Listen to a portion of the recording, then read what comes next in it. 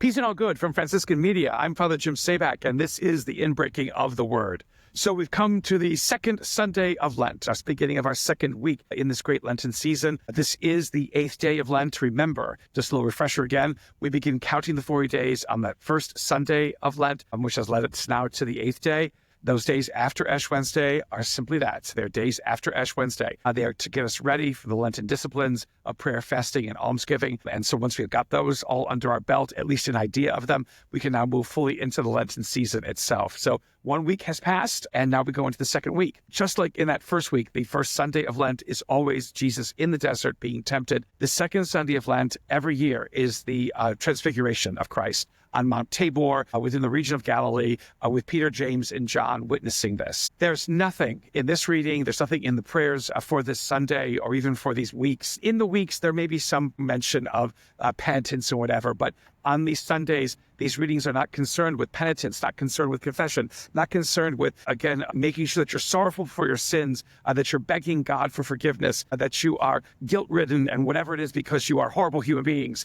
There's nothing like that. There's nothing about a God coming with vengeance, coming with damnation, coming with punishment because humanity is such a mess. Again, the fact that this whole Lenten season has turned into this over centuries is a sadness because it was a season beginning of initiation, a season to prepare those who are coming into the church, coming into the faith, for that final moment when baptism would be given to them. How we lost all of that, again, is a variety of reasons in history, but we need to reclaim that. We need to bring that back because our readings are focusing on, the wonder and beauty of bringing people into our midst and what it means to be a people who attract people to us. Again, we are the greatest sign or basically the greatest revulsion of what it means to be a faithful person. We can bring people because of our actions to faith. We can also turn them away because we are horrible, faithful people. It's just like that. So this season of initiation, not a season of penitence. We have to focus in more on initiation than on penitence. And so,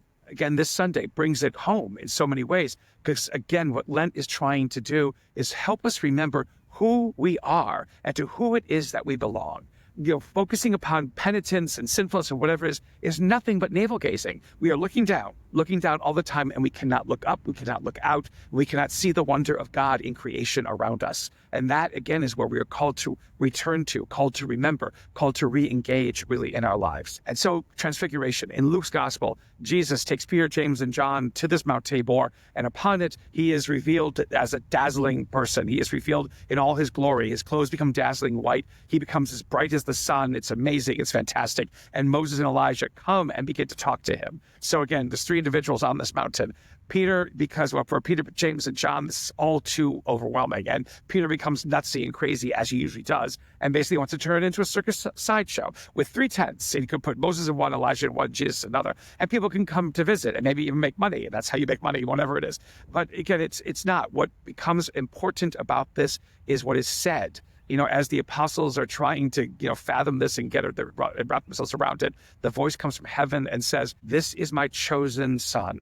Listen to him." No more, no less. An echo, basically, Jesus' baptism. This is my beloved son, again, on whom my favor rests. Now, what are we supposed to do with this son? Listen to him. Listen to him. And what are we listening about? Well, it's not about rules and regulations. It's not about more commandments. It's not about more things that the law has to tell us to do. Because again, that's the problem with the law. It tells us what not to do. It doesn't tell us how to make things better.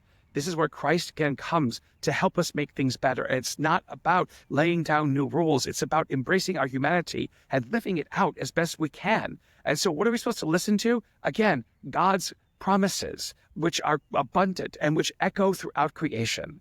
To be a person who was a catechumen, again, in the process of initiation, was not just a person who learned about faith and learned about the lessons about faith, but it was a person who was trained to hear the echoes. To hear the echoes of God in creation, echoes of love, echoes of mercy, echoes of hope, echoes of support, echoes of wonder and beauty, which, again, the noise of the world, the noise of society can drown out so easily. Listen to Christ and hear those echoes once again. And what is the echo for today that we should memorize? Well, basically, it goes back to that Genesis reading, where Abraham makes the great covenant with God, or God makes the great covenant with Abraham. Again, there's this great sacrifice and a flaming brazier, a torch moves between the two pieces of the sacrifice. And out of that God establishes with Abraham a relationship that is not about servitude, is not about what is it that you owe me or what is it that you can do to make me more pumped up to be a God. Basically, it is about what I can do for you. God says, if you just let me be your friend, if you just follow me, if you just trust me, if you just let me guide you into something new and wonderful, descendants as numerous as the stars in the sky, the sand of the seashore, and that basically your name will be remembered forever. And again, I give you this great land from the Wadi of Egypt to the Euphrates. I give all of this to you because I am a God who gives. And I want this to be given and to include all people who will become your descendants, not just by blood, but by faith and belief. We are descendants of Abraham because of that. Do we listen to this? Do we understand this? Is our job not then to bring as many people into this community of faith as possible? Again, people thought the parousia, the second coming of Christ, would happen first at Easter, not in Advent, but at Easter. And what more important thing to do than to bring as many people we can through the waters of baptism to be a part of greeting this Christ when he returns. Philippians, our second reading today, kind of echoes that again, which Paul and Rain to the Philippians are asking them to remember who they are and to act out of the reality and truth of who they are. They are a new people, a new creation, because they dare to believe in something different than what the world throws at them, than what their society and culture are throwing at them. And to remember that even in their difficulties, Philippians goes into this great statement that becomes a part of an insert at funerals in Eucharistic Prayer 3, that God will change our mortal bodies to become like his in glory and wipe away every tear from our eyes, because we shall see our God as we are and become like our God for all ages. That is the promise that God gives us, and that is what we are supposed to remember. It's not about, again, keeping God at bay one more year, one more time, or one more season by saying, look at me, I'm a terrible sinner, look at me, a terrible sinner, look at me, a terrible sinner. God knows that. God knows that, and we know that. What we need to do is get beyond that, is to grow in our understanding of who it is that we can be, that we must be, not just for ourselves, not just for our church, but for this world. To do that, we live out the truth of our identity as believers in this world. And Lent is about asking us again, once again, why is it that we believe and what will help us to believe even more deeply? A continued blessed Lent for all of you, and from Franciscan Media, may the Lord give you his peace.